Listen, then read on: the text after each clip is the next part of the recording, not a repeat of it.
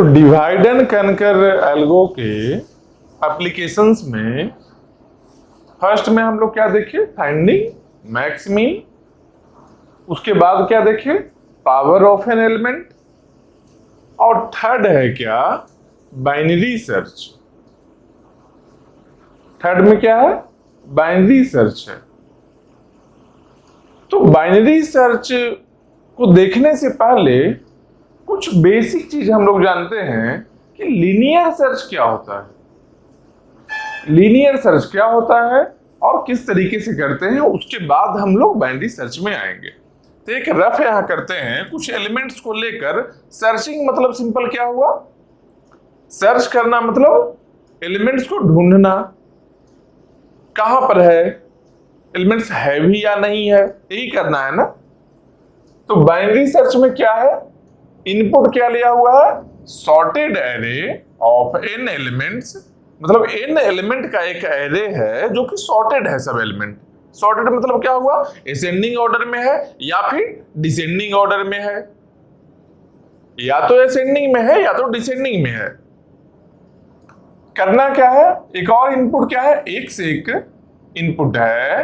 क्या x क्या है, एलिमेंट टू बी सर्च्ड, मतलब x को ही सर्च करना है इस इन एलिमेंट्स एरे में, और एरे सॉर्टेड है। आउटपुट क्या मिलना चाहिए, return position of x if found. अगर x है रियल में, उस एरे में एग्जिस्ट कर रहा है x, तो x का पोजीशन रिटर्न आउटपुट में मिलना चाहिए। और अगर नहीं है, इज रिटर्न -1। अगर नहीं है अवेलेबल x एलिमेंट, अगर इस एरे में अवेलेबल नहीं है तो -1 रिटर्न करना है, यही चीज है ना। तो हम लोग देखते हैं लीनियर सर्च कैसे करेंगे, एक बार देखते हैं। मान लेते हैं कि एक एरे है 2, 35, 7, 8, 1। मान लो एक एरे है, कितना एलिमेंट है यहां पर, 1, 2, 3, 4, 5, 6 एलिमेंट्स का एक एरे हम लिए हैं। और जो एलिमेंट सर्च करना है वो है मान लो 1। x क्या है, 1 है, 1 को सर्च करना है, ठीक। तो अगर 1 को सर्च करना है इसमें, तो लीनियर सर्च में क्या करेंगे हम लोग, मान लो लीनियर सर्च करते हैं हम लोग। तो लीनियर सर्च का मीनिंग क्या है कि सीरियल वाइज एक एक करके कंपेयर करते जाएंगे, सब एलिमेंट से एक सीक्वेंस ऑर्डर में कंपेयर करते जाएंगे। अगर इंड रहते समय अगर इसको खत्म होने से, एरे को खत्म होने से पहले अगर एलिमेंट मिल गया तो उसके पोजीशन को रिटर्न कर देंगे, नहीं मिला तो फिर -1। यही है ना, यही यहां पर भी है। एन एलिमेंट का एरे है, यहां पर सॉर्टेड है। यहां पर देखो क्या लिखा है, sorted array of N elements.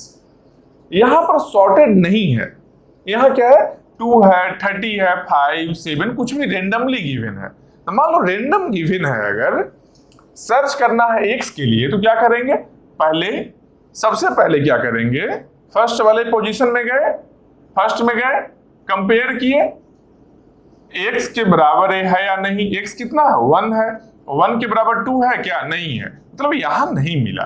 फिर यहां पर गए, यहां भी नहीं मिला, यहाँ 30 है, हमको 1 चाहिए, यहां भी नहीं मिला। यहां गए, यहां पर भी नहीं मिला, यहां भी नहीं मिला, यहां भी नहीं मिला। एट लास्ट यहां हम लोग को मिल गया एलिमेंट, लास्ट में यहां पर एलिमेंट मिल गया। तो हम लोग को इस एरे में रिटर्न क्या होगा, आई का वैल्यू जो रिटर्न हुआ ith प्लेस में, मान लो आई यहां है, i +1, i +2, i +3, i +4 ऐसे। तो लास्ट में वैल्यू क्या है, 6 आया है। 6th पोजीशन में हम लोग के एलिमेंट मिला है, मतलब i का वैल्यू हो गया 6। यही वैल्यू आउटपुट में मिल गया हम लोग को। तो कितना टाइम लगा, तो देखो यहां से यहां जाते समय हम लोग हर एक एलिमेंट से कंपेयर किए हैं, सब एलिमेंट से कंपेयर किए। मान लो यहां पर n एलिमेंट्स होता तो n कंपैरिजन लगता, मतलब कि टाइम जो हम लोग को लगा, टाइम जो लगा हम लोग को कितना लगा, बीगो एन लगा। किसके लिए, x इक्वल टू 1 के लिए टाइम कितना लगा, बीगो एन। मान लो x इक्वल टू 2 अगर सर्च करना होता, x इक्वल टू 2 अगर सर्च करना होता तो क्या होता, पहला मैं कंपेयर करते यहां पर ही मिल जाता हम लोग का एलिमेंट। मतलब क्या हुआ, x इक्वल टू 2 के लिए टाइम कितना लगा, टाइम 1 लगा, कांस्टेंट टाइम। एक बार ही यहां सर्च किए, पहले बार में मिल गया फर्स्ट अटेम्प्ट में। अगर 30 को सर्च करना रहे तो दूसरे अटेम्प्ट में मिलेगा, 5 को करना रहा तीसरे अटेम्प्ट में। मतलब सीक्वेंस यहां से स्टार्ट करेंगे, एंड तक जाएंगे जब तक कि एलिमेंट मिल न जाए हम लोग को। मान लो 50 को सर्च करना है तो 50 देखेंगे, कंपेयर करते जाएंगे, कहीं नहीं मिला, मतलब कि -1 रिटर्न हो गया, है ही नहीं एलिमेंट। तो लीनियर सर्च का मतलब यही है कि सीक्वेंशियली लाइन से हम हर बार जाएंगे, जो भी सर्च करना है एक ही ऑर्डर में लाइन से सर्च करेंगे, एंड तक जाएंगे, जहां पर भी मिल जाएगा हम लोग का एलिमेंट वहां स्टॉप कर देंगे। तो देखो जब x इक्वल टू 1 सर्च किए तो टाइम हम लोग को लगा है बीगो एन। क्यों, क्योंकि x का वैल्यू 1 है जो सबसे लास्ट में मिला था, और 2 जब सर्च किए तो स्टार्टिंग में मिल गया वैल्यू, तो बीगो 1 टाइम लगा। सेम एरे है, एरे का साइज नहीं कमा है, एरे का साइज उतना ही है, n ही है गिवन। 1 से लेकर 6 तक एलिमेंट है। दोनों ही केस में, पहला केस मान लो इसको लेते हैं, दूसरा केस इसको लेते हैं, x इक्वल टू 1 के लिए भी और x इक्वल टू 2 के लिए भी एरे का साइज सेम है।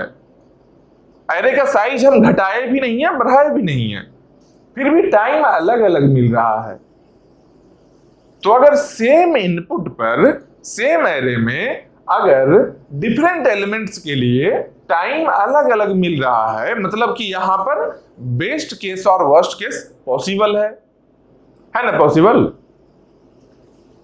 कम टाइम जहां लग रहा हो बेस्ट केस हो गया, ज्यादा टाइम लग रहा हो वर्स्ट केस हो गया।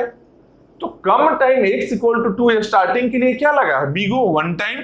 इसको क्या बोलेंगे, इसको बोलेंगे बेस्ट केस। और x इक्वल टू 1 के लिए टाइम कितना लगा है, बीगो n। इसको क्या बोलेंगे, इसको बोलेंगे वर्स्ट केस। तो बेस्ट केस और वर्स्ट केस समझ गए ना। बेस्ट केस और वर्स्ट केस का मतलब ये ऐसा बिल्कुल भी नहीं है कि एरे का साइज मान लो 1 ही रहता तो एक ही कंपैरिजन में काम चल जाएगा।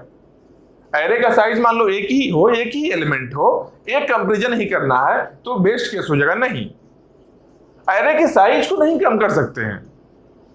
वर्स्ट केस के लिए जो एरे का साइज होगा वही साइज बेस्ट केस के लिए भी होगा। मतलब कि बेस्ट केस और वर्स्ट केस के लिए एरे का साइज सेम ही होगा, लेकिन अलग अलग डिफरेंट एलिमेंट को सर्च करने में अगर कम टाइम जो लगता है, जिसमें मिनिमम टाइम लग रहा है, वो बेस्ट केस में आएगा, जिसमें मैक्सिमम टाइम लग रहा है वर्स्ट केस में आएगा। समझ गए। तो बेस्ट केस और वर्स्ट केस दोनों ही सेम साइज के एरे पर ही देखा जाएगा। इसलिए पहले वाले में हम बताए थे, लास्ट वाले में हम क्या बताए थे, मीन मैक्स में भी और पावर ऑफ एन एलिमेंट में भी, कि जब प्रॉब्लम स्मॉल है उसको बेस्ट केस नहीं मानेंगे। प्रॉब्लम स्मॉल मतलब यहां पर स्मॉल प्रॉब्लम कैसा रहता कि मान लो एक ही एलिमेंट होता तो प्रॉब्लम स्मॉल हो गया, तो बस एक ही कंपैरिजन लगेगा। समझ रहे हो। तो ये स्मॉल प्रॉब्लम के लिए बेस्ट केस और वर्स्ट केस नहीं होता है। लार्ज प्रॉब्लम में ही एक ऐसा सिचुएशन होगा जो कि मिनिमम टाइम ले रहा होगा, और लार्ज प्रॉब्लम में ही एक ऐसा सिचुएशन होगा कि मैक्सिमम टाइम ले रहा होगा। तो मिनिमम टाइम वाला बेस्ट केस बनेगा और मैक्सिमम टाइम वाला वर्स्ट केस बनेगा। समझ रहे हो बात को। मतलब कि best case and worst case दोनों में ही इनपुट, जो भी इनपुट होगा वो सेम साइज का होगा, उस पर ही कैलकुलेट करेंगे। ऐसा नहीं कि अगर बेस्ट केस निकालना है तो ये स्मॉल वाला को ले लिए, ये स्मॉल प्रॉब्लम है तो उसको बेस्ट केस में ले लिया, वर्स्ट केस के लिए बिग प्रॉब्लम ले लिया। नहीं, ऐसा नहीं है। प्रॉब्लम का साइज को डिफाइन करना है पहले कि सेम प्रॉब्लम का साइज सेम ही होना चाहिए, उसमें जो मिनिमम टाइम लग रहा है बेस्ट केस में आ गया और मैक्सिमम टाइम लग रहा है वर्स्ट केस में आया। जैसे कि यहां पर किए हैं, एरे का साइज सेम ही है, लेकिन 1 के लिए वर्स्ट केस आ रहा है और 2 के लिए बेस्ट केस आ रहा है। समझ रहे हो बात को? अब बात है, हम लोग यहां पर देखो, ये भी स्पेस है, रफ के लिए रखे थे। यहां पर देखेंगे क्या, हम लोग फाइंड आउट करेंगे कि एवरेज केस क्या होगा। हम लोग एवरेज केस को फाइंड आउट करेंगे अब।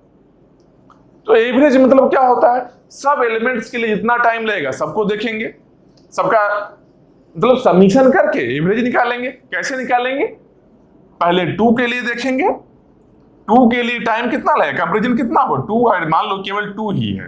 अगर इसमें इस एरे में 2 को अगर सर्च करना है, x का वैल्यू अगर 2 है, मान लो यहां लेते हैं x का वैल्यू 2 35 7 8 1, 2 के बाद 35 7 8 1, यही इतना एलिमेंट्स है ना। तो मान लो जब x का वैल्यू 2 होगा, 2 को सर्च करना होगा तो टाइम कितना लगेगा, x का वैल्यू जब 2 होगा तो टाइम कितना लगा, 1 लगा है। 30 होगा तो कितना लगेगा, पहले यहां जाएंगे फिर यहां जाएंगे, 2 लगा, तो 30 में 2 लगा। फिर 5 होगा तो क्या होगा, यहां गए 1 2 3, थर्ड टाइम में हुआ, मतलब कि 5 वाले में 3, 7 में 4, 8 में 5, 1 में 6, सबका टाइम अलग अलग लग रहा है। तो क्या करेंगे हम लोग, एवरेज फाइंड आउट करने के लिए ये सबको ऐड कर देंगे। क्या, 1 + 2 + 3 + 4 + 5 + 6 डिवाइडेड बाई जितना नंबर ऑफ एलिमेंट्स है। नंबर ऑफ एलिमेंट्स मतलब क्या, जितना टाइम काउंट को हम लोग ऐड किए हैं, जितना सबमिशन किए हैं। जैसे सिंपल एवरेज निकालते हैं तो कितना है, 1 to 6 है, मतलब कि 6 नीचे में डिवाइडेड बाई 6 हो गया। इसका कुछ वैल्यू आ जाएगा, कुछ वैल्यू आएगा ना। अब सेम जब इतना एलिमेंट के लिए इसका कुछ वैल्यू फाइंड आउट करेंगे, कितना हो जाएगा, 5 10 15 21 21/6, 21/6 आया ना। अब सेम इसको देखते हैं n के फॉर्मेट में देखते हैं। जब साइज n होगा तब क्या होगा, तो देखो जब साइज 6 है, 6 साइज है, तो 1 2 3 4 5 6 अप टू 6 ऐड किए हैं, डिवाइडेड बाई 6 किए हैं, मतलब sum of first n terms divided by n, यही है ना, n का वैल्यू 6 है। Sum of n terms up to n sum किए हैं, sum of n terms divided by n। तो सम ऑफ n टर्म्स कैसे लिखते हैं, किस तरीके से आएगा ये, 1 प्लस, अच्छा इसको ब्लैक से करते हैं, सम ऑफ n टर्म्स, मान लो n साइज होता है एरे का, तब क्या होता, 1 + 2 + 3 + 4 प्लस, ऐसे कहां तक जाता, n तक जाता, n तक जाता, और डिवाइडेड बाई कितना होता, n होता। ये जो वैल्यू आता, इसका वैल्यू क्या है, सम ऑफ n टर्म्स कैसे लिखते हैं, n into n - 1 divided by n, यही होता ना, divided by n, n into n - 1 by n, या फिर n इंटू n - 1 बाई 2 जो है, मान लो इसको भी अलग से लेते हैं, n into n - 1 by 2 sum of first n terms हो गया, divided by n 1 by n, n और n कैंसिल हो गया, बचा कितना, n by 2 - 1 by 2 equal to क्या बचा, n बाई 2 - 1 बाई 2। 1 बाई 2 क्या है, कांस्टेंट है, हट जाएगा, n बाई 2 है, n बाई 2 को हम लोग बीगो नोटेशन में क्या ले सकते हैं, n ही ले सकते हैं। तो यहां क्या बन गया, ये बीगो n, मतलब क्या, एवरेज केस का वैल्यू भी, एवरेज केस में टाइम कितना लगेगा, बीगो n ही लगेगा। ऐसा एवरेज नहीं निकालना है कि पहले वाले को 1 + 6 बाई 2, ऐसे एवरेज ऐसे नहीं आता है। एवरेज मतलब कि हर एक एलिमेंट के लिए क्या क्या टाइम लगा है, हर एक एलिमेंट के लिए कितना कितना टाइम लगा है divided by number of elements. हर एलिमेंट के लिए क्या लगा 1 2 3 up to n divided by number of elements n। यहां देखो एवरेज केस फाइंड आउट हो गया कितना बिगो n हो गया। मतलब कि अगर लीनियर सर्च करेंगे तो लीनियर सर्च का वर्स्ट केस आएगा बिगो n, बेस्ट केस आएगा बिगो 1 और एवरेज केस भी आएगा बिगो n ही। एवरेज केस में बिगो n ही आएगा। ऑब्वियसली एवरेज केस में जो टाइम आया है मैथमेटिकली वर्स्ट केस से तो कम होगा, वर्स्ट केस से तो कम होगा मैथमेटिकली, लेकिन हम लोग बिगो नोटेशन में लिखते हैं मतलब कि एसिम्प्टोटिकली दोनों इक्वल होगा। ये तो बात हो गया लीनियर सर्च का। लीनियर सर्च ऐसे करेंगे। अब हम लोग को देखना है क्या बाइनरी सर्च देखना है। तो अब हम लोग बाइनरी सर्च पर आते हैं। यहां पर क्या समझ में आ गया कि best case, worst case, average case कहते किसको है, यही बस बताना था यहां पर। और लीनियर सर्च भी देख लिए हो। अब हम लोग आते हैं, हम लोग अपने प्रॉब्लम पर आते हैं। क्या है प्रॉब्लम? Binary search. तो बाइनरी सर्च का मतलब क्या दिख रहा है? बाइनरी सर्च का मीनिंग क्या है कि जो सर्चिंग ऑपरेशन हो रहा है, जो सर्च ऑपरेशन हो रहा है, जो बाइनरी ट्री के फॉर्मेट में हो रहा है। बाइनरी ट्री में क्या बोले थे? बाइनरी ट्री का मतलब क्या होता है? बाइनरी ट्री का सिंपल मीनिंग क्या है कि एक रूट होगा और 0 या फिर 1 या फिर 2 चाइल्ड होगा। मतलब कि बोल सकते हैं कि 2 चाइल्ड अगर है रूट का, वो बाइनरी ट्री फॉर्मेट में है। कंप्लीट बाइनरी ट्री अगर कहना है तो उसमें सब लेवल इक्वल होना चाहिए। मतलब लीव्स नीचे का जो आएगा, ऐसे अगर बाइनरी ट्री बनाते हैं, एक रूट है, इसका 2 चाइल्ड है, फिर इसका चाइल्ड है, फिर इसका चाइल्ड है, एक ऐसा दिख रहा है बाइनरी ट्री है। इसका 2 चाइल्ड हो गया, फिर इसका भी 2 चाइल्ड हो गया। अब इसको जो सबसे नीचे है जिसका चाइल्ड एक भी नहीं है, इसको बोलते हैं, इसको बोलते हैं लीफ, लीफ नोड। इसको बोलते हैं लीफ नोड। और सबसे ऊपर में ये क्या है, इसको बोलते हैं रूट, इसको रूट बोलते हैं। समझ गए हो? अब मान लो बाइनरी सर्च हम लोग करेंगे कैसे एक्चुअली। तो बाइनरी सर्च को देखना है तो सेम एक एरे लेते हैं, एक एरे लेते हैं और उस एरे पर हम लोग बाइनरी सर्च करके इंप्लीमेंट करते हैं एक बार, उसके बाद कोड पर आएंगे। एक बार यहां रफ में देख लेंगे, कोड बहुत ही आसान लगेगा, इसलिए पहले हम लोग रफ में देखेंगे। क्या है, एक एरे लेंगे, एक एरे हम लोग लिए। ये क्या है, कैसा एरे लेना है? Sorted array of n elements. जो एरे ले रहे हैं अभी हम लोग, जो एरे ले रहे हैं, ये कैसा दिखना चाहिए? ये होना चाहिए सॉर्टेड। सॉर्टेड मतलब कि असेंडिंग ऑर्डर हो या फिर डिसेंडिंग ऑर्डर हो। असेंडिंग मतलब क्या, यहां सबसे छोटा, फिर बड़ा, उससे बड़ा, उससे बड़ा, बढ़ते क्रम। डिसेंडिंग मतलब क्या, सबसे बड़ा यहां होगा, फिर इससे छोटा यहां होगा, यहां इससे छोटा यहां होगा। यही ऑर्डर में लेना है हम लोग को। तो मान लो ए एरे है, ए पोजीशन आई है, ए है लास्ट पोजीशन जे है। इसमें एलिमेंट अगर फिल करते हैं 2 5 6 9 11 15 18 20 21 26, इतना एलिमेंट्स हम लोग ले लिए, इतना नंबर ऑफ एलिमेंट्स ले लिए। आई और जे का कुछ वैल्यू है, आई है जो स्टार्टिंग ब्लॉक को बता रहा है और जे है जो लास्ट वाले को। अब इसको नंबरिंग कर लेते हैं, 1 2 3 4 5 6 7 8 और 9। 1 से लेकर 9 तक इतना एलिमेंट है, मतलब कि 9 एलिमेंट हम लोग लिए हैं एरे में। ठीक, n का वैल्यू कितना, 9 है। अब मान लो x का वैल्यू भी हम लोग अगर लेते हैं, जो एलिमेंट सर्च करना है, मान लो x हम लेते हैं 21 को।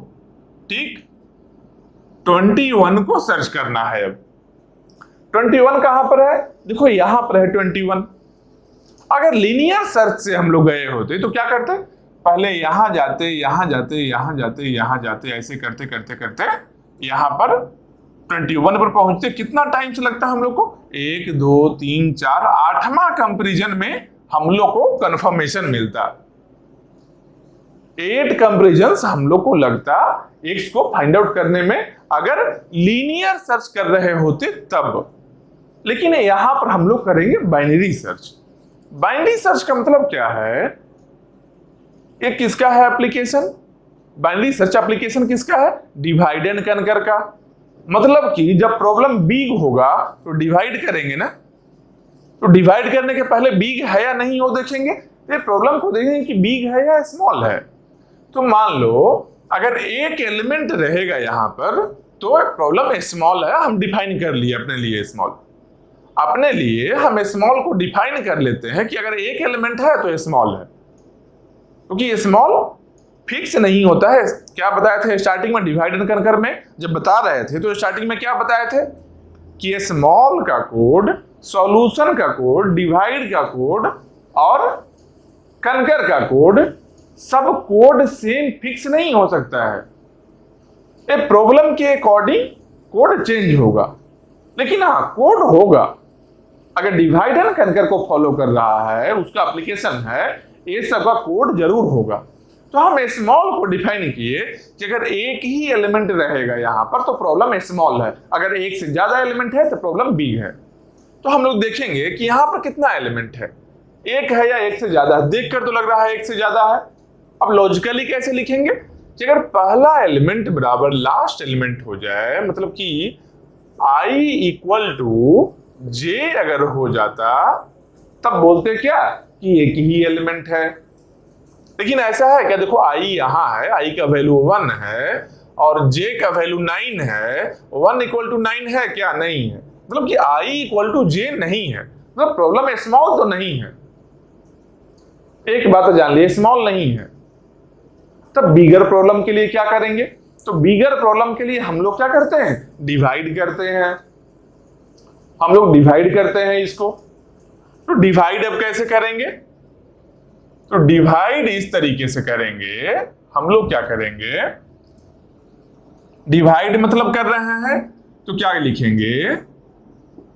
Mid equal to i plus j divided by 2, और इसका क्या लेना है? फ्लोर वैल्यू लेना है। क्योंकि मान लो बाई 2 कर रहे हैं, हो सकता है total i plus j odd number आ जाए। ऑड नंबर को 2 से डिवाइड करेंगे 0.5 के फॉर्मेट में आएगा, इसलिए हम लोग फ्लोर वैल्यू ले रहे हैं कि नीचे वाला जो इंटेजर होगा उसको ले लेंगे। ठीक, मिड क्या हुआ? i plus j divided by 2। i का वैल्यू कितना है? 1 है। i का वैल्यू 1 है plus 9 divided by 2। 9 plus 1 10, 10 by 2 मतलब कि 5 आ गया। किसका? मिड का वैल्यू 5 आ गया। मिड का वैल्यू 5 आ गया। यहां पर फ्लोट नहीं लेना पड़ा क्योंकि यहां पर 9 प्लस 1 10 ही हो रहा है, कोई दिक्कत नहीं है, सीधा ही इंटीजर मिल गया। अगर मान लो यहां 8 रहता, 8 प्लस 1 तो 9 डिवाइडेड बाई 2 4.5 आता, तो हम लोग फ्लोट लेते, यहां पर 4 लेते वैल्यू। लेकिन यहाँ 5 आया, सही, अच्छा चीज है। अब देखो मिड का वैल्यू जब 5 आया है तो हम लोग 5th नंबर पर चले जाएंगे। हम लोग क्या करेंगे? 5th पर चले गए, यहां चले गए, यहां चले गए। यहां क्या अब हम लोग का आ गया? यहां पर आ गया मिड। मिड आ गया, मिड यहां फाइंड आउट कर लिए थे। अब इसको हटाते हैं। मिड आ गया है ना, मिड को हम लोग हटाते हैं। अब यहां से मिड हम लोग को पता चल गया है।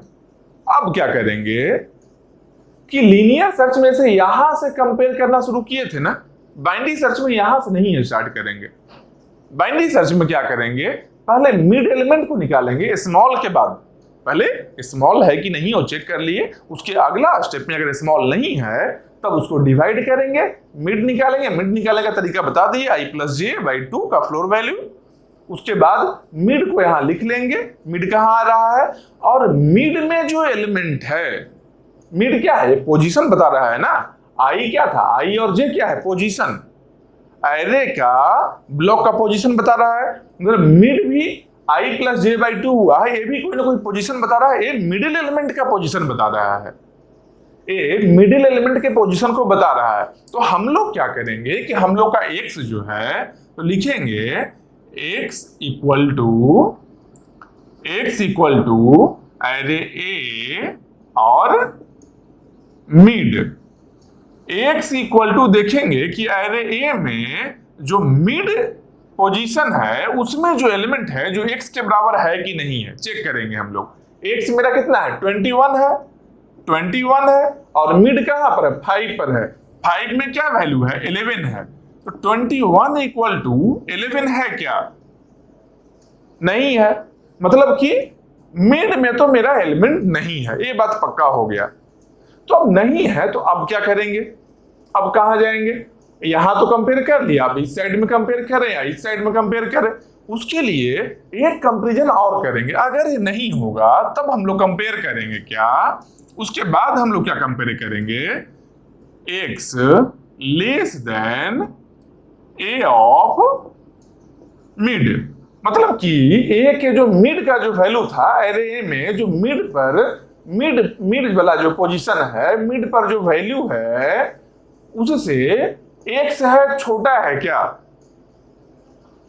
उससे छोटा है क्या, अगर छोटा रहेगा तब हम लोग, अगर मान लो यहां पर जो एलिमेंट है 11 है, अगर इससे मेरा एलिमेंट छोटा रहेगा, मतलब कि हमको पता है कि ये एरे सॉर्टेड है, तो 11 से छोटा एलिमेंट को अगर सर्च करना है तो 11 से पहले ही ना करेंगे, क्योंकि पता है कि 11 से बाद तो सब 11 से बड़ा एलिमेंट है, सॉर्टेड है, गिवन है क्वेश्चन में ही, क्वेश्चन में यहां ऑलरेडी लिखा हुआ है, देखो सॉर्टेड दिया हुआ है पहले से ही, तो सॉर्टेड दिया हुआ है मतलब कि 11 के बाद जितना भी एलिमेंट है सब 11 से तो बड़ा ही है ना। तो मान लो अगर ऐसा आ जाए हम लोग के पास कि हम लोग जो x लिए हैं, x का वैल्यू इस वैल्यू से मिड पर जो वैल्यू है उससे अगर छोटा है, मतलब कि इस साइड ही मेरा एलिमेंट होगा। तो अगर ये कंडीशन सही हो गया तब हम लोग लेफ्ट में सर्च करेंगे, लेफ्ट सर्च करेंगे, मतलब कि लेफ्ट पोर्शन में सर्च करेंगे। अगर नहीं हुआ, अगर ये कंडीशन नहीं हुआ सही, तब क्या पॉसिबिलिटी है, x अगर लेस देन नहीं हुआ तब क्या पॉसिबिलिटी है, देखो इक्वल पहले ही देख लिए थे हम, इक्वल पहले देख लिए थे कि इक्वल तो नहीं है, अब देख लिए कि लेस भी नहीं है। कैसे नहीं है, देखो 21 है, यहाँ 11 है, 21 लेस देन 11 है क्या, x का वैल्यू 21 है, a ऑफ मिड का वैल्यू 11 है, 21 लेस देन 11 है क्या, देखो नहीं है ना, मतलब कि नहीं है, 21 लेस देन 11 नहीं है, तो अब छोटा भी नहीं है और इक्वल भी नहीं है, इसका मतलब x का वैल्यू क्या है, a के मिड पर जो वैल्यू है उससे ग्रेटर है, उससे बड़ा वैल्यू है। देखो 11 से ज्यादा बड़ा है 21, मतलब कि 11 से बड़ा वैल्यू है, 11 से ग्रेटर वैल्यू है 21, मतलब कि अब 11 से ग्रेटर वैल्यू को सर्च कर रहे हैं तो 11 से लेफ्ट साइड में मिल सकता है क्या वो वैल्यू, कभी नहीं मिल सकता है। क्यों, क्योंकि सॉर्टेड एरे है, किसी भी एलिमेंट को लेंगे तो उसके लेफ्ट में उससे छोटा एलिमेंट है और उसके राइट में उससे बड़ा एलिमेंट है। ये बात पहले ही बताया जा चुका है क्वेश्चन में ही कि किसी भी पोजीशन पर जाएंगे एरे का, सॉर्टेड का मतलब ही यही है, किसी भी पोजीशन में जाएंगे, अगर असेंडिंग ऑर्डर में सॉर्टेड है तो उस पोजीशन से लेफ्ट में उससे छोटा होगा, राइट में उससे बड़ा एलिमेंट होगा, और अगर डिसेंडिंग ऑर्डर में है तो उसके लेफ्ट में उससे बड़ा एलिमेंट होगा और राइट में छोटा एलिमेंट होगा। तो मानकर चलते हैं कि असेंडिंग ऑर्डर में ही है सॉर्टेड, समझ रहे हो बात को। तो यहां पर क्या हुआ, 21 लेस देन 11 तो नहीं है और इक्वल भी नहीं था, मतलब 21 क्या है, 21 ग्रेटर देन 11 है। तो हम लोग यहां जब मिड पर डिवाइड किए थे, ये जो मिड में डिवाइड किए थे 11 को, इसके राइट में जाएंगे, राइट में क्या है 11 को छोड़कर ही जाएंगे ना, 11 को तो नहीं देखना है क्योंकि 11 तो भाई x के इक्वल नहीं है, पहले ही पता चल गया। मतलब इसका जो राइट पार्ट है इस पार्ट में ही सर्च करेंगे ना, उस पार्ट में ही सर्च करेंगे ना, इस पार्ट का कोई काम नहीं रह गया ना। डिवाइड तो किए थे, सही था, डिवाइड किए, अब एक ही साइड में सर्च करना है, दोनों साइड में सर्च नहीं करना है। जैसे मैक्स मीन वाले में क्या था कि डिवाइड करने के बाद इसको भी सॉल्व करते थे, इसको भी सॉल्व करते थे। यहां ऐसा नहीं है, यहां बस एक साइड में ही जाना है। अगर 11 से ग्रेटर है तो इस साइड में गए, अगर लेस देन वैल्यू होता 11 से लेस, अगर x का वैल्यू मान लो x का वैल्यू 5 ले लिए होते तो 5 क्या है, 11 से छोटा है तो लेफ्ट में आ गया होता। यहां पर क्या है, ग्रेटर वैल्यू है 21 तो राइट में गया है। अब राइट में क्या करेंगे, राइट में क्या करेंगे, ये मिड अगर ए पोजीशन है तो ए पोजीशन क्या हो गया, ए पोजीशन क्या हो जाएगा, इससे जस्ट आगे का पोजीशन क्या हो जाएगा, मिड प्लस 1 बन जाएगा ना। तो मिड प्लस 1 से लेकर जे तक में अब हम लोग को चेक करना है कि हम लोग का एलिमेंट है कि नहीं। समझ रहे हो बात को। तो अब मिड प्लस 1 प्लस से लेकर जे तक में जब चेक करना है तो हम लोग क्या करेंगे, अब हम लोग सेम ऑपरेट करेंगे, फिर से एक नया मिड निकालेंगे, फिर से एक नया मिड निकालेंगे, एक नया मिड 1 मान लो कर लेते हैं, मिड डैश कर लेते हैं। इसमें क्या करेंगे, mid plus 1, mid plus 1 plus J divided by 2, इसका फ्लोर वैल्यू।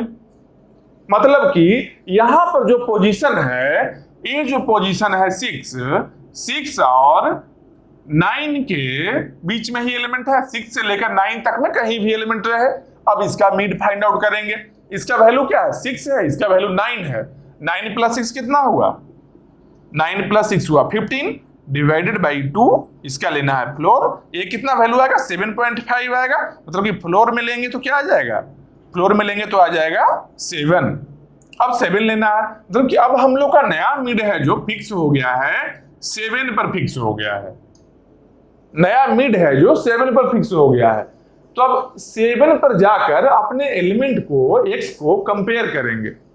कितना है, 21 है। 21 7 पर जो वैल्यू है उसके इक्वल है क्या, चेक करेंगे। 7 में क्या वैल्यू है, 18 है। 18 इक्वल टू 21 है क्या, नहीं है, नहीं है। 18 इक्वल टू 21 नहीं है। इसका मतलब अब फर्दर कहीं और जाना होगा ढूंढने के लिए हम लोग को। तो कहां जा सकते हैं, अब 2 ही ऑप्शन है, 7 के राइट में जा सकते हैं या 7 के लेफ्ट में जा सकते हैं। ठीक, तो 7 के राइट में कब जाएंगे, अगर मेरा x का वैल्यू 18 से ग्रेटर होगा तो 7 के राइट में जाएंगे, और अगर 18 से छोटा रहेगा x का वैल्यू तो हम लोग इसके लेफ्ट में जाएंगे। लेकिन एक बात हमेशा ध्यान रखेंगे कि जब 7 के लेफ्ट में जाएंगे तो कभी भी लेफ्ट में जाते समय पुराने वाला जो मिड था, मेरा पहले वाला जो मिड आया था 5, इससे लेफ्ट जा रहा है। मतलब कि ऐसा नहीं कि अंधा कानून जैसा ऐसे चलते चले जाएंगे, ऐसे चलते जाएंगे, ऐसा नहीं है, कहीं भी चलते चले गए, ऐसे नहीं चलते जाना है। समझ रहे हो बात को। यहां से चलेंगे, लेकिन देखें क्या कि अच्छा यहां तो पहले ही कंपेयर कर चुके थे, तो मिड प्लस 1 से ही ना हम देखे हैं। नया जो हम लोग का एरे बना है वो यहां से लेकर यहां तक ही है ना। तो जब यहां से लेकर यहां तक ही है तो 7 से देखें और 7 से 6 आ सकते हैं। 6 से पहले नहीं जाएंगे क्योंकि 6 से पहले तो 5 में ऑलरेडी कंपेयर हो चुका है। 5 में जो एलिमेंट है इससे ग्रेटर है मेरा एलिमेंट, इसके इस साइड कभी हो ही नहीं सकता है। तो मतलब कि 6 के इस साइड कभी नहीं हो सकता है, मिड प्लस 1 से पहले कभी हो ही नहीं सकता है एलिमेंट। मतलब कि यहां से इस साइड आ सकते हैं, यहां से इसके राइट में जा सकते हैं। 2 ही ऑप्शन है। तो कंपेयर करेंगे x इक्वल टू 21 को किससे, 18 से। 18 से ग्रेटर है या स्मॉलर है, 18 से ग्रेटर है 21 है मेरा। मतलब कि यहां से भी राइट में जाएंगे। तो यहां मान लो ये मिड है 7 है तो राइट गए तो मिड प्लस 1 क्या बन जाएगा, 8। तो 8 से लेकर 9 तक में अब यहां जाएंगे हम लोग। इसके 7 के लेफ्ट में नहीं जाएंगे, 7 के राइट में गए तो 8 से लेकर 9 तक में गए। फिर 8 से लेकर 9 तक में वैसे ही मिड निकालेंगे। मिड क्या होगा, 9 प्लस 8 कितना हुआ, 17। 17/2 उसका सील वैल्यू मतलब फ्लोर वैल्यू लेंगे। 17/2 का फ्लोर वैल्यू लेंगे। तो जब फ्लोर वैल्यू लेंगे तो ये बन जाएगा 8.5 आएगा, मतलब कि बन जाएगा 8। तो मिड हम लोग का अब 8 बन चुका है। तो जब 8 बन गया है मिड, 8 वाले से कंपेयर करेंगे क्या 21 है जो 8 में क्या है 21 है जो मेरा x के बराबर है क्या? तो यहाँ क्या दिख रहा है, हाँ x भी 21 है और a भी 21 है, मतलब कि 21 है मेरे x के बराबर। तो क्या करेंगे हम लोग, तब सिंपल करेंगे क्या, रिटर्न जो अभी का मिड है, मिड पर ही कंपेयर किए है ना, मिड पर कंपेयर किए हैं वही मिड रिटर्न कर देंगे। मतलब कितना वैल्यू था 8 था ना, तो रिटर्न 8। इसका मतलब क्या हो गया कि जो x हम लोग सर्च कर रहे हैं जो कहां पर है 8 पर था, तो जो x जहां पर भी है उसके पोजीशन को रिटर्न कर दिए। यही तो था यहां पर, देखो return position of x if found is return -1, नहीं तो -1 रिटर्न करते। समझ रहे हो बात को? तो लीनियर सर्च में कैसे करते हैं वो हम लोग देख लिए, और बाइनरी सर्च में रफली हम लोग जान लिए किस तरीके से बाइनरी सर्च करना है हम लोग को। इसके आगे हम लोग क्या देखेंगे कि एक्चुअल कोड कैसे रन कर रहा है, एक्चुअल कोड कैसे रन कर रहा है, अब इसको देखेंगे। तो ये सब हटा लेते हैं पहले, कुछ और नया चीज मान लो लिखने का हुआ तो स्पेस रहेगा हम लोग के पास।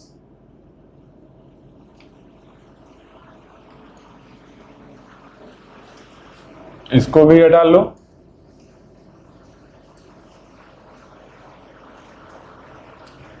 यही इतना है, कोई ज्यादा टफ नहीं है, आसान ही है, बस एक बार समझ लो फिर नहीं भूलोगे बहुत दिन तक, कम से कम गेट तक तो नहीं भूलना। उसके बाद थोड़ा भूल भी गए तो रिवीजन हो जाएगा, फिर क्या पर्पस यही है ना, तो स्कोर करना पर्पस है। अब स्कोर करने के लिए नॉलेज भी होना चाहिए। अब देखो कोड को देखो सही से, कोड में क्या है, इनपुट और आउटपुट तो देख लिए हम लोग, क्या इनपुट होगा क्या आउटपुट होगा। कोड को अब रन करवाते हैं, क्या है, एक एरे बना लेते हैं यहां पर फिर से। अब देखो एरे बनाने में इतना जल्दी बना लेंगे क्यों, क्योंकि सब बेसिक चीज जाना हुआ है। एरे आई से स्टार्ट हुआ और यहां जे मान लो आई से लेकर जे तक गया है, ठीक। तो करना क्या है, और एक एलिमेंट एक्स है, एलिमेंट एक्स है जिसको कि सर्च करना है। हम लोग क्या किए यहां पर, कोड कैसे लिखे हैं, binary search array A from I to J element X, जिसको सर्च कर रहे हैं। सब चीज हो गया ना। ए क्या है, एरे का नेम है, आई क्या है, एरे का स्टार्टिंग पॉइंट है, जे क्या है, एरे का एंडिंग पॉइंट है, और एक्स क्या है, जिस एलिमेंट को हम लोग सर्च करने जा रहे हैं। हो गया तीनों चीज। अब इसके बाद क्या करेंगे, सबसे पहले क्या देखेंगे डिवाइड एंड कनकर पार्ट में। तो डिवाइड एंड कनकर में सबसे पहले क्या देखेंगे कि प्रॉब्लम स्मॉल है कि नहीं है, पहले यही देखेंगे ना। तो देखते हैं कैसे, इफ आई इक्वल टू जे, और अगर आई और जे एक ही जगह है, सेम है, मतलब एक ही एलिमेंट है, एक ही एलिमेंट है। इफ आई इक्वल टू जे, तब क्या करेंगे, अगर एक ही एलिमेंट है तब क्या करेंगे, फिर से एक कंपैरिजन और करेंगे। If A of I equal to X, मतलब एक ही एलिमेंट तो है, लेकिन वो जो ith प्लेस में एलिमेंट है वो x के इक्वल है क्या। जो एलिमेंट सर्च कर रहे थे हम लोग, x को सर्च कर रहे थे, x को जो सर्च कर रहे हैं, तो a ऑफ i अगर एक ही एलिमेंट है तो वो एक एलिमेंट है जो मेरा जो x एलिमेंट है उसके बराबर है क्या। अगर इसके बराबर है तो क्या करेंगे, रिटर्न i को रिटर्न कर देंगे, क्योंकि i वैल्यू था, i को रिटर्न कर लेंगे। क्यों, क्योंकि i ही वैल्यू था, किसका, उस पोजीशन का वैल्यू था जहां पर मेरा एलिमेंट x मिला है। तो एक ही एलिमेंट है, एक कंपैरिजन यहां पर किए कि एक एलिमेंट है कि नहीं। अगर है तब देखिए कि मेरे एलिमेंट के इक्वल है कि नहीं, अगर इक्वल है तो रिटर्न i कर लिए। इल्स अगर नहीं है x के बराबर, तब क्या करेंगे भाई, एक ही एलिमेंट है, वो एलिमेंट मेरा x के बराबर नहीं है, मतलब कि मेरा x एलिमेंट उस एरे में है ही नहीं, कि एक ही एलिमेंट है वो इक्वल नहीं है x के। मतलब कि मेरा एलिमेंट नहीं है, तो क्या करेंगे, इल्स रिटर्न -1। एल्स पार्ट में क्या किए, रिटर्न कर दिए -1। अब ये पूरा कोड किसके लिए था, i = j के लिए, एक एलिमेंट के लिए। मतलब ये क्या है, ये स्मॉल प्रॉब्लम है। इस स्मॉल प्रॉब्लम में कितना टाइम लगा हम लोग को, देखो एक कंपेयर यहां पर किए, एक कंपेरिजन यहां पर किए, दो comparison, constant number of comparison हुआ है, मतलब क्या, बिगो 1 टाइम लगा। स्मॉल प्रॉब्लम में बिगो 1 टाइम लगा। अब इस स्मॉल प्रॉब्लम को बेस्ट केस नहीं बना लेना है। अभी भी बताए थे ना कि ये स्मॉल प्रॉब्लम में बेस्ट केस नहीं देखते हैं। स्मॉल प्रॉब्लम तो स्मॉल प्रॉब्लम है ही, लार्ज प्रॉब्लम में हम लोग बेस्ट केस और वर्स्ट केस देखते हैं। जो कि मैक्स मीन में क्या हुआ था, रिटर्न सबसे लास्ट में था, बीच से स्किप करने का ऑप्शन नहीं था, तो वहां पर क्या हो रहा था, best case, worst case, average case, तीनों केस ही सेम था। वही पावर ऑफ एन एलिमेंट में भी हो रहा था, रिटर्न सबसे लास्ट में था। मतलब एक बार इल्स पार्ट में इंटर करते थे, उसके बाद हम लोग को सबसे लास्ट में रिटर्न मिलता था, बीच में रिटर्न नहीं मिलता था। अब यहां पर देखेंगे बीच में मिलता है कि नहीं। तो देखो स्मॉल के लिए देख लिए हम लोग, अब स्मॉल नहीं है, इफ i = j नहीं है, तब क्या करेंगे, इसके इल्स पार्ट में आएंगे, इस इफ का इल्स पार्ट में आए, इल्स पार्ट में क्या करेंगे, स्मॉल नहीं है मतलब लार्ज प्रॉब्लम है। लार्ज को क्या करते हैं पहले हम लोग, लार्ज प्रॉब्लम को क्या करेंगे, डिवाइड करेंगे। डिवाइड एंड कनकर एल्गो ही यही है, तो डिवाइड करेंगे, कैसे करेंगे, मिड फाइंड आउट करेंगे। तो mid = i + j divided by 2 का फ्लोर वैल्यू, जो वहां पर कर रहे थे अभी एग्जांपल में ही किए थे ना, i + j डिवाइडेड बाई 2 इसका फ्लोर वैल्यू लिए थे। और मिड जो पोजीशन था, मिड का एक पोजीशन आ गया था, उस पोजीशन पर मिड को रख दिए थे। मिड क्या है, एक वेरिएबल है, समझो मिड एक वेरिएबल है, जैसे x एक वेरिएबल है, यहां पर कुछ वैल्यू लेंगे, i वेरिएबल है, i एक पोजीशन को बता रहा है, j एक पोजीशन को बता रहा है, वैसे ही मिड मेरा है। मिड में क्या है, एक पोजीशन को स्टोर कर दिया, i + j डिवाइड बाई 2 इसका फ्लोर वैल्यू है, इसको स्टोर कर दिए मिड में हम लोग। मतलब कि मिड है, जो मिड का पॉइंटर कहीं पर हम लोग स्टोर किया, मतलब मिड पॉइंटर को कहीं फिक्स कर दिए हैं, मिड को ले आए।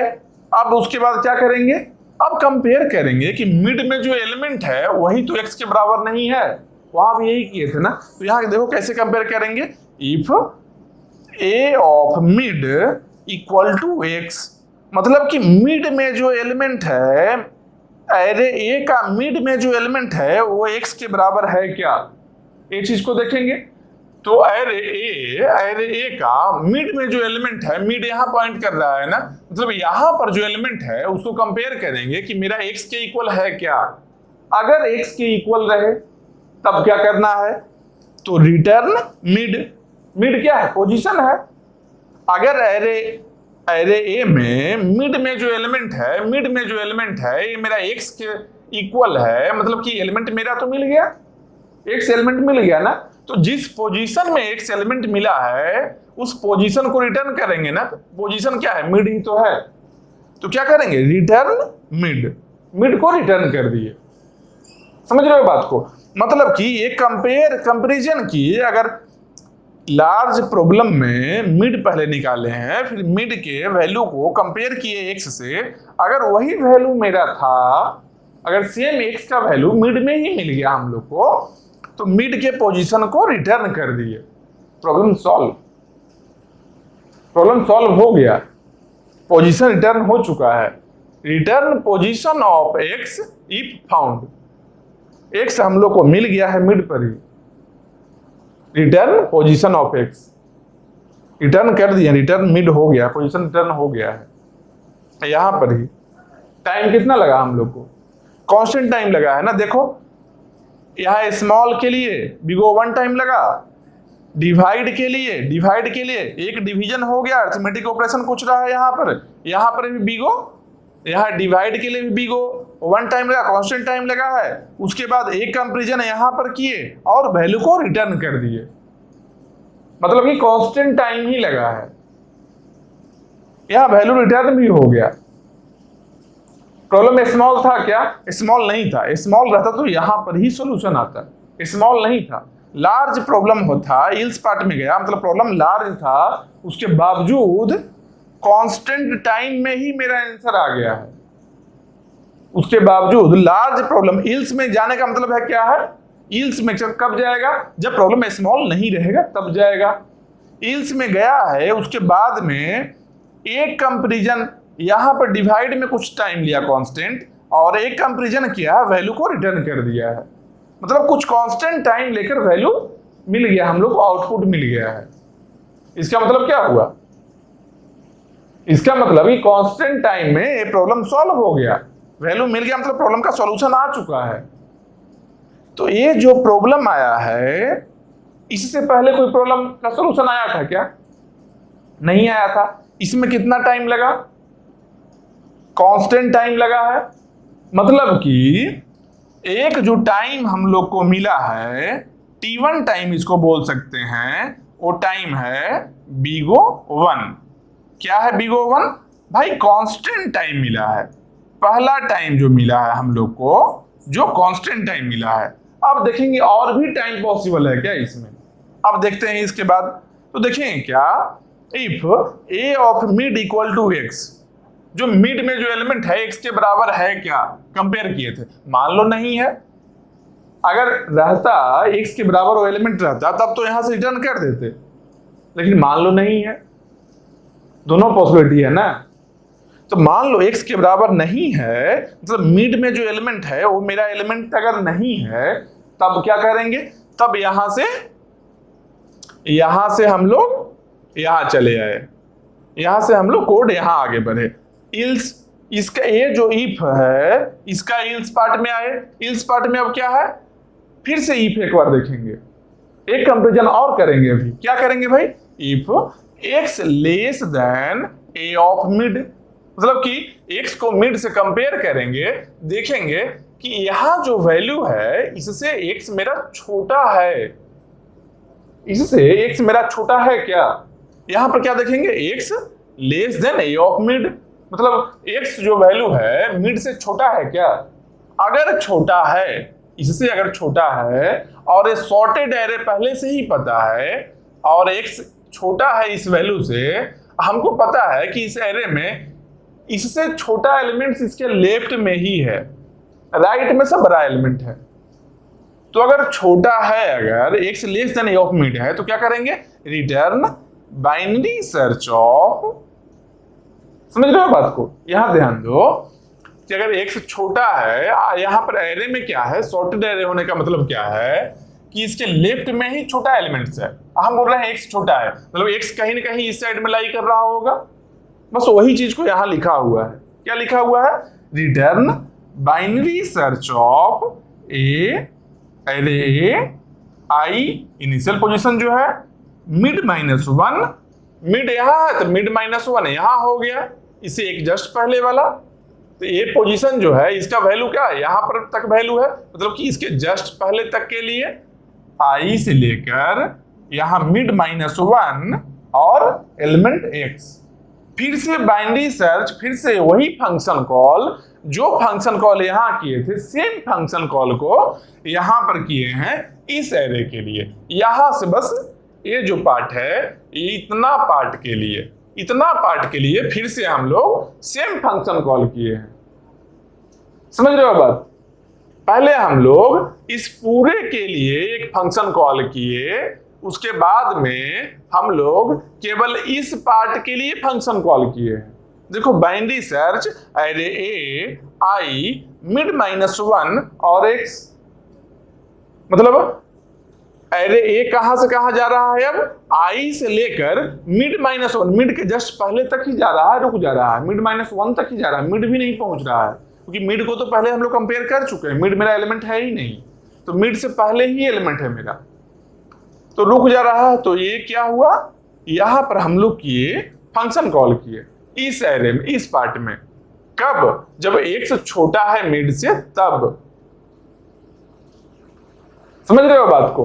तो अगर बीच इसको अगर डिवाइड किए हैं, बीच में मिड है, ये पूरे में टाइम, अगर एक पूरे का टाइम अगर Tn लग रहा है, एक कंप्लीट एरे के लिए टाइम अगर Tn लग रहा है तो ये हाफ पार्ट के लिए टाइम कितना होगा? Tn/2। Tn/2 ही लगेगा ना हाफ पार्ट में, क्योंकि यहाँ n एलिमेंट है तो Tn लग रहा है, तो यहाँ पर n/2 लगभग मिड क्या है? i + j/2 लगभग मिडिल एलिमेंट है। एक आगे पीछे होगा ऑड डिवीजन के चक्कर में। ऑड नंबर अगर बन जाए, अगर ऑड नंबर यहां बन जाएगा i + j, तब एक कम होगा, लगभग तो बराबर है, तो हाफ हाफ में ही डिवाइड हो रहा है। मतलब कि n/2 एलिमेंट्स ही है, तो n एलिमेंट्स में Tn, तो n/2 एलिमेंट्स में Tn/2। तो यहां पर बाइनरी सर्च हम लोग किए इस साइड में। कब किए भाई? जब x less than a of mid है, मिड से छोटा था x, तब किए हैं। अगर मान लो नहीं होगा तब क्या करेंगे? मान लो x मेरा इस मिड से छोटा नहीं होगा, अगर ये सही नहीं है, x अगर मिड से छोटा नहीं है और मिड के इक्वल नहीं हो, तो पहले ही देख चुके हैं हम लोग, मिड के इक्वल नहीं है वो पहले ही देख चुके हैं। तो अगर छोटा नहीं है अगर, तो इल्स पार्ट में जाएंगे और क्या करेंगे? Return binary search a mid + 1। Mid है यहां पर मिड है, तो मिड + 1 से लेकर j लास्ट में है, मतलब यहां से लेकर यहां तक, समझ रहे हो? यहां पर यहां पर क्या आया? रिटर्न। इल्स पार्ट में रिटर्न में क्या आया? Binary search a mid + 1। Mid यहां है तो मिड + 1 यहां से स्टार्ट हुआ, यहां से स्टार्ट करके कब तक जाना है? j तक जाना है, यहां से लेकर j तक जाना है, इंड तक जाना है। और एलिमेंट x, मतलब फिर से वही फंक्शन कॉल किए हैं यहां पर। अगर मिड से छोटा रहेगा तो इस वाले को फंक्शन कॉल करके सर्च करेंगे, और नहीं तो इस वाले को। दोनों को नहीं किए हैं, देखो दोनों फंक्शन कॉल है। यहाँ जो बाइनरी सर्च यहाँ लिखा हुआ है और यहाँ जो लिखा हुआ है, इस दोनों के बीच में एक इल्स आया है। इल्स का मतलब क्या है? या तो ये सॉल्व होगा या तो ये सॉल्व होगा, कोई एक ही सॉल्व होगा, दोनों नहीं सॉल्व होगा। जबकि मैक्स मीन वाले में क्या था? मैक्स मीन में क्या था? b = max1 min1, और लेफ्ट पार्ट को सॉल्व किए थे मिड -1 तक, i से मिड -1 तक, और c के लिए क्या किए थे? मिड +1 से j तक सॉल्व किए थे, और फिर b और c को कंबाइन किए थे तो d बना था मेरा, यही बना था ना। दोनों पार्ट को सॉल्व किए थे ना मैक्स मिन वाले में, फाइंडिंग मैक्स मिन में दोनों पार्ट को सॉल्व किए थे ना। यहां पर ऐसा नहीं है, यहां पर क्या है? इल्स है, बीच में इल्स है दोनों फंक्शन कॉल के बीच में, या तो इसको सॉल्व करेंगे या तो इसको सॉल्व करेंगे। बात भी सही है, या तो एक ही एलिमेंट सर्च करना है, अगर स्मॉलर होगा तो इस साइड में होगा, ग्रेटर होगा तो इस साइड में होगा। समझ रहे हो बात को? तो ये भी फंक्शन कॉल हो गया, रिटर्न में हो गया, रिटर्न में जो वैल्यू आएगा रिटर्न हो जाएगा, आंसर आ गया। कोई एक ही फंक्शन कॉल हुआ ना, मतलब कि एक फंक्शन कॉल में यहां अगर Tn/2 लगा तो इसके लिए भी Tn/2 लगेगा। अब चाहे a एग्जीक्यूट हो जाए चाहे a टाइम लग जाए, कोई एक ही लगना है। मतलब कि इसके रिटर्न के लिए भी Tn/2 लगा है और इसके लिए भी Tn/2 लगा है, लेकिन दोनों में से एक ही एग्जीक्यूट होगा। तो टोटल टाइम कनकर पार्ट में कितना लगेगा? कनकर पार्ट में कितना लगेगा? Tn/2 ही लगेगा ना, क्योंकि दोनों में से एक ही तो एग्जीक्यूट होना है। चाहे a हो जाए तब भी Tn/2, a हो जाए तब भी Tn/2, मतलब दोनों में से एक ही करना है, इसलिए Tn/2 ही टाइम लगा। अब टोटल टाइम को जोड़ते हैं इसके लिए। अब यहां पर जब आए हैं तो टोटल टाइम को जोड़ते हैं, कितना टाइम लगता है देखते हैं एक बार, और टाइम को ऐड करके यहां लिखेंगे। t ऑफ n के लिए यहां पर हम लिखेंगे, क्या करेंगे भाई? अगर n का वैल्यू 1 है, n का वैल्यू 1 मतलब क्या हो गया? स्मॉल प्रॉब्लम है तो कांस्टेंट टाइम लगा है, तो क्या लगा है? कांस्टेंट टाइम लगा है। अगर n का वैल्यू 1 है तो अगर n ग्रेटर देन 1 अगर वैल्यू है तब क्या टाइम होगा? तब होगा यहां का बिगो 1 हो गया, डिवाइड पार्ट भी आया है, बिगो 1 यहां भी कांस्टेंट प्लस कांस्टेंट, कांस्टेंट ही रह गया। फिर उसके बाद एक कांस्टेंट यहां लिख लेते हैं, या बिगो 1 या फिर मान लो c लिख लेते हैं, केवल c लिख लेते हैं कांस्टेंट। ये कांस्टेंट में चला गया बिगो 1, ये भी बिगो 1 वहां ही चला गया। यहां पर भी एक कंपैरिजन है, ये भी कांस्टेंट ही बना लेगा, ए भी बेस्ट केस जो यहाँ लिखा हुआ है, बेस्ट केस क्यों लिखा हुआ है ये बाद में बताएंगे हम, लेकिन ए वाले स्टेप में कांस्टेंट टाइम लगा है ना, ए भी कांस्टेंट इसमें ही कंज्यूम हो गया। इसके बाद क्या आया है, इसके बाद यहाँ पर Tn/2 या तो ए रहे या तो ए रहे, मतलब कि कनकर पार्ट में Tn/2 लगा है, तो यहाँ पर क्या हो जाएगा Tn/2। तो Tn equal to Tn/2 plus C, यही बना है ना, जो रेफरेंस रिलेशन बना है यही बना है ना, Tn equal to Tn/2 plus C. किसके लिए है, n ग्रेटर देन 1 के लिए है। देखो लास्ट में लिखा है n ग्रेटर देन 1 के लिए है, n इक्वल टू 1 के लिए कांस्टेंट ही है। तो एक केस जानो, एक टाइम हम लोग को बीगो 1 मिला था, कब मिला था, जब पहला बार मिड हम लोग फाइंड आउट किए और मिड में ही मेरा एलिमेंट मिल गया था, तब हम लोग को बीगो 1 टाइम में ही आंसर मिल गया था। लेकिन अभी जो हम लोग गए हैं इसके इल्स पार्ट में गए हैं, तो हम लोग फंक्शन कॉल को एग्जीक्यूट किए हैं फिर से, और उस फंक्शन कॉल के लिए टाइम लगा है Tn/2। तो Tn/2 प्लस सी बना है। अब Tn/2 प्लस सी को सॉल्व करते हैं। यहां पर Tn/2 प्लस सी को सॉल्व करेंगे तो क्या होगा, लगभग क्या लग रहा है आइडिया, सोचो। बहुत बार सॉल्व किए, इतना सारा रेफरेंस रिलेशन हम लोग सॉल्व किए थे, बहुत बेसिक सा रेफरेंस रिलेशन आया है। क्या है, Tn equal to Tn/2 plus C, यही आया है ना।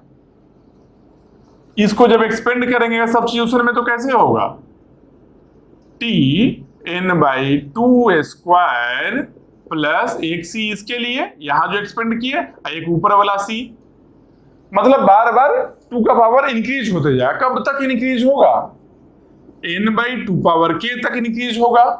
n/2 पावर k का खत्म कब होगा, t खत्म कब होगा, n/2 पावर k खत्म कब होगा, जब n इक्वल टू 1 के इक्वल आ जाए, तो इसका वैल्यू हो जाएगा बीगो 1। n इक्वल टू 1 जब वैल्यू आ जाए, मतलब इसका वैल्यू क्या आ जाए, 1 आ जाए। n/2 power k equal to 1, तो यहाँ k इक्वल टू क्या हो गया, ये तो रटा हुआ है, इतना बार बनाए हो, k equal to log n हो गया। मतलब कि c कितना टाइम्स आया है, c plus c plus c plus कितना बार आएगा, ये आएगा log n times c, log n times c, मतलब क्या हो गया, c into log of n। इसका मतलब क्या हो गया, बीगो log n बोल सकते हैं, इसको बीगो log n बोल सकते हैं। एक जो टाइम मिला था हम लोग को, जब मिड में यहां पर ही मिला था, इल्स पार्ट में ही, लार्ज प्रॉब्लम ही था, प्रॉब्लम स्मॉल नहीं था। समझो बात को, स्मॉल प्रॉब्लम के लिए हम नहीं बोले, स्मॉल प्रॉब्लम के बीगो 1 टाइम लगा अलग चीज है। इल्स पार्ट में जैसे ही इंटर किए, प्रॉब्लम लार्ज था, तभी इल्स पार्ट में हम लोग गए, फिर भी यहां पर रिटर्न एक वैल्यू हुआ। एक केस ऐसा बना था कि मिड में ही मेरा एलिमेंट अगर होता तो यहां पर ही रिटर्न हो जाता, इसलिए यहां पर टाइम लगा था, बीगो 1 टाइम लगा था। यहां तक में बीगो 1 टाइम लगा, सब कांस्टेंट टाइम ही लगा था। ये जो बीगो 1 टाइम लगा, यही टाइम को हम यहां पर लिखे हैं। एक बार में एक केस ऐसा भी है जिसमें कि बीगो 1 टाइम लग रहा है, और एक और केस ऐसा हम लोग के पास सामने आया है जिसमें कि बीगो log n टाइम लग रहा है। यहां कांस्टेंट टाइम लग रहा है, यहां फंक्शन टाइम लग रहा है। यहाँ कांस्टेंट है ना, बीगो 1 क्या है, कांस्टेंट है, c है, यहाँ पर log n लग रहा है, इसीलिए दोनों में फंक्शन का डिफरेंस है ना।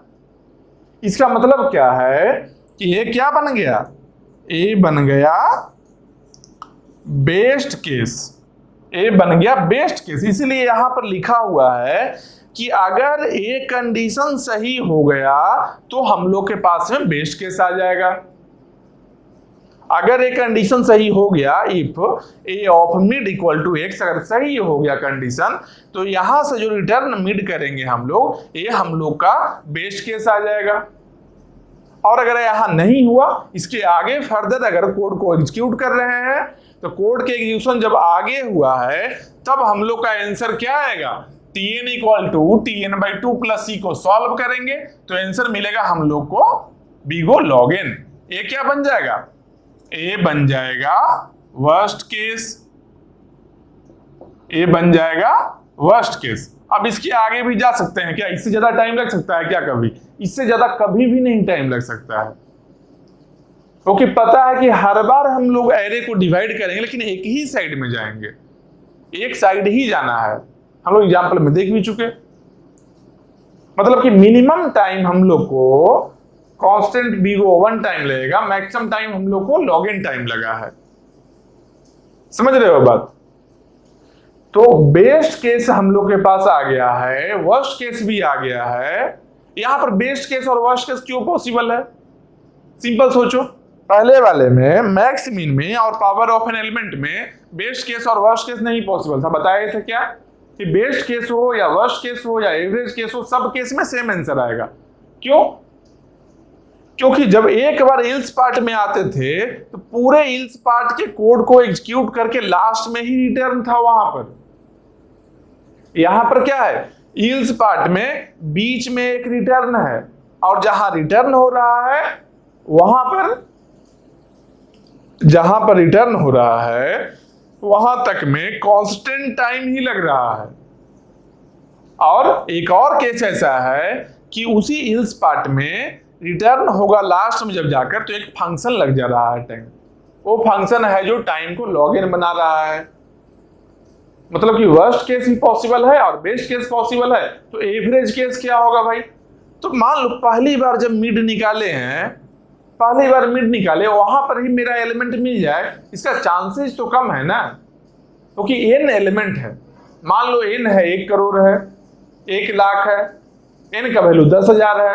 अब 10,000 में एक एलिमेंट मिड लिए हैं, वहां पर ही मेरा x मिल जाए, चांसेस बहुत कम है ना। एवरेज का मतलब होता है कि जो हाई प्रोबेबल सिचुएशन है, एवरेज का सिंपल मीनिंग है जो हाई प्रोबेबल सिचुएशन है, उस सिचुएशन में कितना टाइम लग रहा है, एवरेज केस वही है।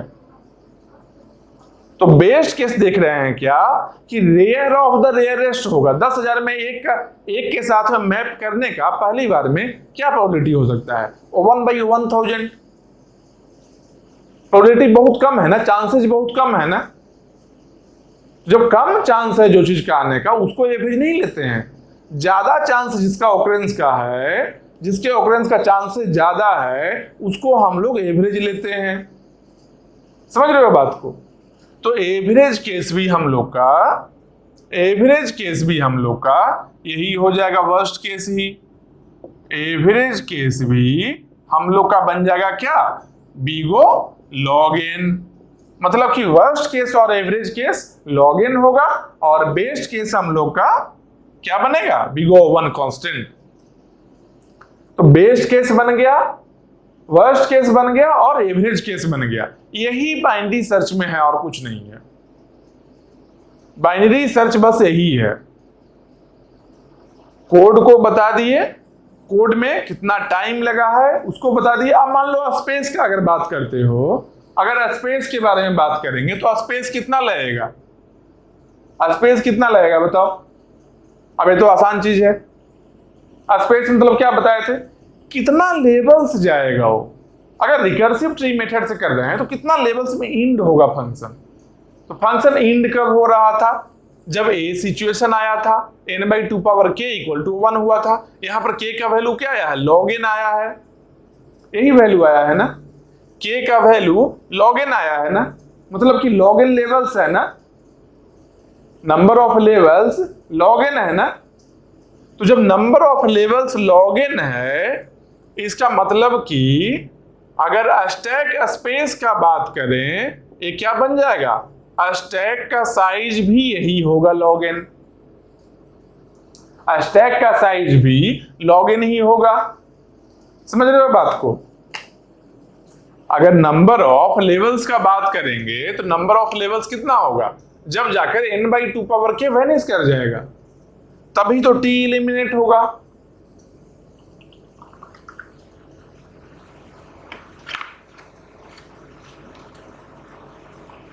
तो t जब एलिमिनेट होगा, t जब खत्म होगा, फंक्शन जब खत्म होगा, तब तक वर्स्ट केस में log n टाइम्स 2 के पावर इंक्रीज होते रहेगा, मतलब कि log n लेवल से। तो स्टैक का साइज कितना हो गया, log n हो गया। तो स्टैक साइज भी पता चल गया, टाइम कॉम्प्लेक्सिटी भी पता चल गया। लेकिन एक और माइनर चीज हम यहां देखते हैं क्या, कि हम लोग डिवाइड एंड कनकर जब कर रहे थे, जब स्टार्टिंग में देखे थे, तो क्या क्या बात किए थे, याद करो। जब डिवाइड एंड कनकर हम लोग स्टार्टिंग में डिवाइड एंड कनकर एल्गो के बारे में जब बात कर रहे थे, इसको हटाते हैं, तो हम लोग क्या क्या बात किए थे, रिकॉल करो उस चीज को। डिवाइड एंड कनकर में क्या क्या होता है, डिवाइड एंड कनकर एल्गो में क्या क्या चीज होता है बताओ। डिवाइड एंड कनकर में हम क्या बोले थे कि एक होगा स्मॉल, स्मॉल का कोड होगा, उसके बाद क्या होगा, सॉल्यूशन होगा, उसके बाद क्या होगा, डिवाइड होगा, उसके बाद कॉन्कर होगा, उसके बाद कंबाइन का भी तो बात किए थे ना, कंबाइन का भी बात किए थे ना। तो यहां क्या क्या चीज है देखो, पहले देखेंगे स्मॉल है क्या, यहां पर देखो स्मॉल है, यहां पर है स्मॉल है भाई। सॉल्यूशन है क्या, हाँ स्मॉल अगर रहेगा यहां पर तो इसका सॉल्यूशन भी है, तो सॉल्यूशन भी है। डिवाइड है क्या, देखो डिवाइड भी है, तो डिवाइड भी मिल गया। कनकर है क्या, देखो कनकर भी किया हुआ है। रिटर्न जब फिर से फंक्शन कॉल किए हैं, ये कनकर पार्ट में ही है, तो कनकर भी है, ये भी मिल गया। कंबाइन है क्या, देखो यहां पर रिटर्न डायरेक्टली फंक्शन को ही कर दिए हैं, फंक्शन कॉल करके रिटर्न कर दिए, वहां पर ही कंबाइन नहीं करना पड़ा ना। कंबाइन किए हैं क्या, रिटर्न जब किए हैं फंक्शन कॉल, इस फंक्शन के बाद में कुछ और काम करना पड़ा है क्या। अगर ऐसा नहीं सोचो कि अच्छा ये फंक्शन है इसके बाद तो करना पड़ा, नहीं करना पड़ा, इसको अगर एग्जीक्यूट करेंगे तो इल्स पार्ट नहीं करेंगे ना, समझ रहे हो बात। अगर इसको रिटर्न करते हैं हम लोग तो इल्स पार्ट तो नहीं करेंगे, तो खत्म हो गया। और अगर इसको नहीं करते हैं तो नीचे वाला करेंगे। तो फंक्शन कॉल करने के बाद में कुछ काम नहीं कर रहे हैं हम लोग, फंक्शन कॉल के बाद काम खत्म हो रहा है, इंड हो जा रहा है, मतलब कि कंबाइन हुआ ही नहीं है, कंबाइन का स्टेप यहां पर नहीं था, समझ रहे हो। तो कंबाइन नहीं हुआ है, तो जो हम लोग का आंसर आया था वो आंसर को ही सीधा रिटर्न कर दिए, बैक में नहीं गए।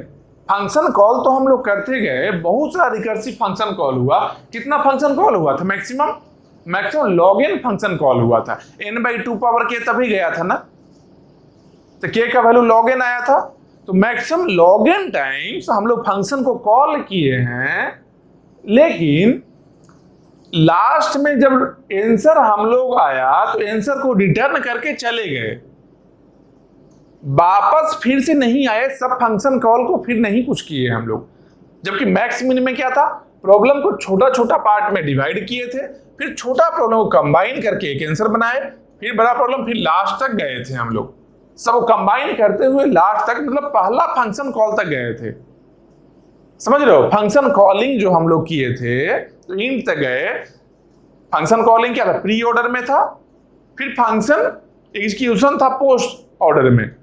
तो जब बैकिंग में गए थे, बैक ट्रैकिंग उसको बोलते हैं, उसको क्या बोलते हैं, एक वर्ड है उसके लिए, वो वर्ड बोलते हैं क्या,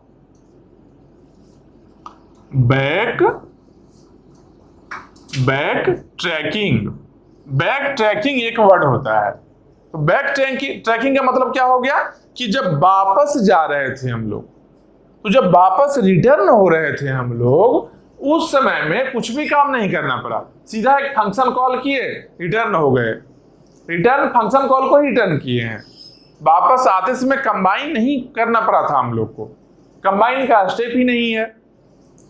तो अगर बैक ट्रैकिंग में कंबाइन अगर नहीं करना पड़ रहा है, इसका मतलब जानते हो क्या है, इसके लिए एक स्पेशल नाम दिया गया है। क्या नाम दिया गया है, इसका एक स्पेशल नाम दिया गया है, वो क्या है, टेल रिकर्सिव नाम दिया गया है इसका। टेल रिकर्सिव का मतलब क्या होता है, कि रिटर्न होते समय कोई काम नहीं करना। ऐसा कोई भी प्रोग्राम, ऐसा कोई भी रिकर्सिव प्रोग्राम है जिसमें कि वापस आते समय, रिटर्निंग के समय, बैक ट्रैकिंग के टाइम में कोई काम नहीं है, अगर उसको बोलते हैं टेल रिकर्सिव। मतलब यहां लिख सकते हैं क्या, no work while backtracking. Backtracking के टाइम में कोई काम नहीं है, इसको बोलेंगे क्या, टेल रिकर्सिव बोलेंगे। इसको बोलेंगे टेल रिकर्सिव प्रोग्राम। मतलब क्या, रिटर्निंग के टाइम में, बैक ट्रैकिंग के टाइम में कोई काम नहीं है, सीधा वैल्यू को रिटर्न कर दिए, कंबाइन नहीं करना पड़ा हम लोग को। कंबाइन का स्टेप यहां पर करना ही नहीं पड़ा है हम लोग को। ये क्या हो गया, ये हो गया टेल रिकर्सिव। और अगर कोई प्रोग्राम टेल रिकर्सिव है तो उसके लिए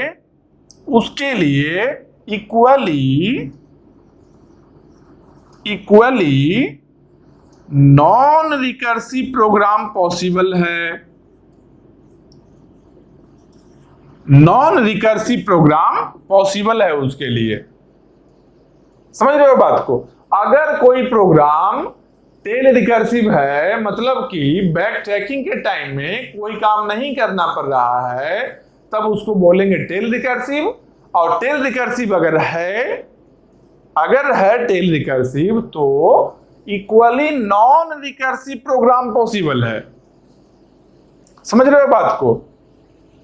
तो बोलो, पिछला जो हम लोग पढ़े थे मैक्स मिन या फिर पावर ऑफ एन एलिमेंट, उसमें टेल रिकर्सन था क्या, नहीं था। क्यों, कंबाइन करना था हम लोग को। मैक्स मिन में मैक्स वन मिन वन निकालते थे, कंबाइन करते थे तो ऊपर वाले रूट का मैक्स मिन निकलता था, वहां भी काम दिख गया हम लोग को। और पावर ऑफ एन एलिमेंट में भी जब एक का पावर हम लोग फाइंड आउट करते थे तो b में असाइन करते थे, फिर b इंटू b करते थे, फिर हम लोग का रूट का वैल्यू आता था, वहां भी काम था। यहां पर लौटते समय में काम नहीं है, यहां पर रिटर्न किए हैं, रिटर्न करने के बाद कोई काम नहीं है, तो इसको बोलेंगे क्या, इसको बोलेंगे टेल रिकर्सिव।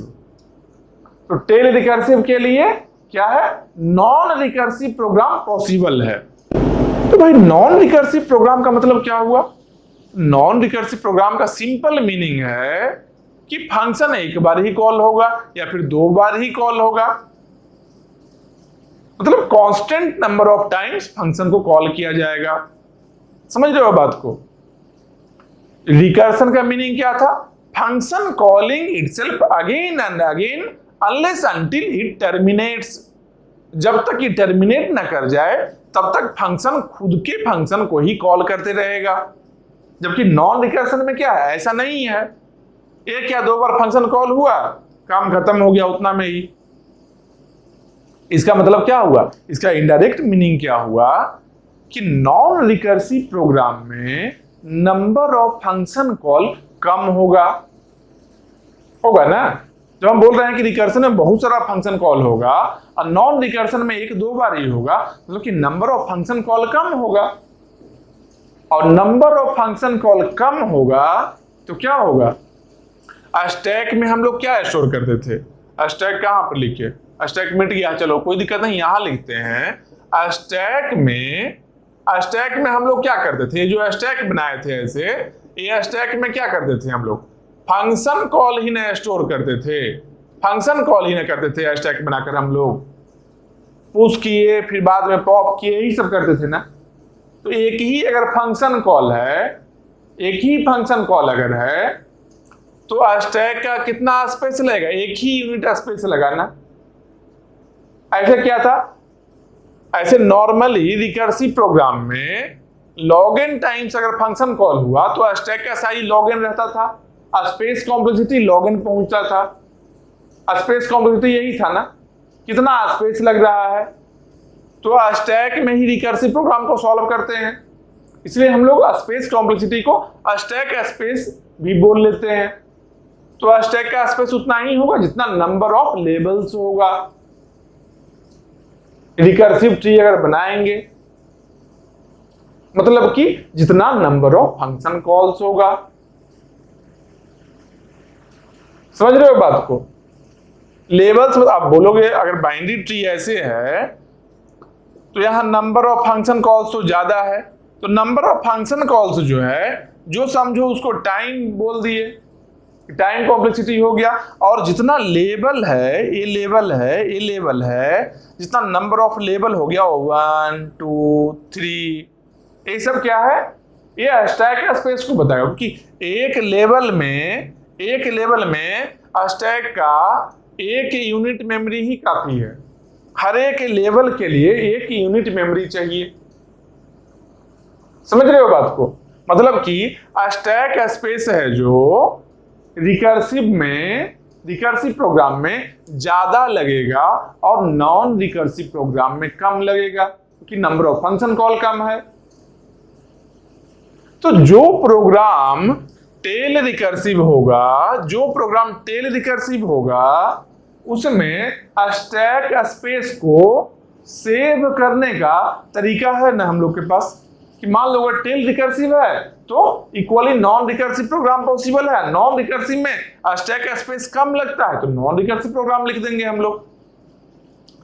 मतलब कि अगर इसमें क्वेश्चन पूछा जाए कि बाइनरी सर्च में टाइम कितना लगा है, तो बेस्ट केस और वर्स्ट केस टाइम तो बता लेंगे हम लोग, कि अगर नॉर्मली टाइम अगर पूछा जाए तो वर्स्ट केस ही लेकर चलते हैं, लॉग एन टाइम बताएंगे। और स्पेस अगर पूछा जाए तो लॉग एन स्पेस बताते हैं हम लोग बताते लॉग एन स्पेस ही। लेकिन हम लोग क्या देखे कि ये जो प्रोग्राम है बाइनरी सर्च का, ये है टेल रिकर्सिव, और टेल रिकर्सिव का नॉन रिकर्सिव प्रोग्राम पॉसिबल है। और नॉन रिकर्सिव प्रोग्राम में फंक्शन एक ही फंक्शन में काम चल जाएगा, मतलब कि यहां पर स्टैक स्पेस एक ही यूनिट लगने वाला है, मतलब कि यहां कांस्टेंट स्पेस लगेगा। तो अगर स्पेस पूछा जाए बाइनरी सर्च के बारे में तो क्या बोलेंगे? Big O1। क्यों बिग O1 हुआ भाई? तो अगर रिकर्सिव प्रोग्राम लिखेंगे तब तो स्पेस लगेगा लॉग एन, लेकिन हम लोग लॉग एन से बचने के लिए नॉन रिकर्सिव प्रोग्राम लिख देंगे, क्योंकि स्पेस बचाना है। कंप्यूटर में यही चीज करना है ना, टाइम और स्पेस दोनों चीज को सेव करना है, बस यही होता ही है। सिस्टम में वर्किंग का यही प्रिंसिपल है मेन, टाइम स्पेस को सेव करना। तो भाई स्पेस को हम लोग सेव कर लिए नॉन रिकर्सिव प्रोग्राम लिखकर। अब बोलो नॉन रिकर्सिव प्रोग्राम दिखेगा कैसा, कैसे लिख सकते हैं? देखो कैसे लिख सकते हैं, यहां पर लिखते हैं नॉन रिकर्सिव प्रोग्राम को, यहां पर नॉन रिकर्सिव प्रोग्राम को, इसको भी हटाओ, ये तो पता है ही क्या गिवन है इनपुट में, n एलिमेंट का सॉर्टेड एरे गिवन है। यहां पर हम लोग क्या करते हैं कि नॉन रिकर्सिव प्रोग्राम को लिखते हैं, उसमें देखेंगे कितना टाइम लगेगा। मान लो एक एरे है, एक एरे फिर से बना लिए, एरे यहां पर i, यहां पर j, from i to j एक एरे बना लिए। ठीक, अब नॉन रिकर्सिव प्रोग्राम लिख रहे हैं, अगर पॉसिबल है तो लिख भी सकते हैं, तो लिख रहे हैं।